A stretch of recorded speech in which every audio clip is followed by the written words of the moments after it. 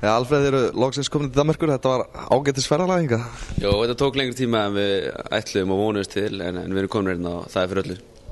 Eitthvað smá vesen með að æfa líka, er það eitthvað svona, þessu veldur ykkur áhyggjum?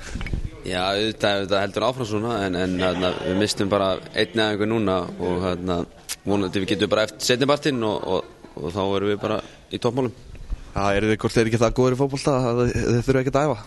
Nei, við skulum ekki fara að hugsa svona strax, kannski við getum sagt þetta eftir mótið, en ef við förum að halda núna við sem alltaf góðir til að æfa, þá getum við bara fara að pakka saman og fara heim, sko.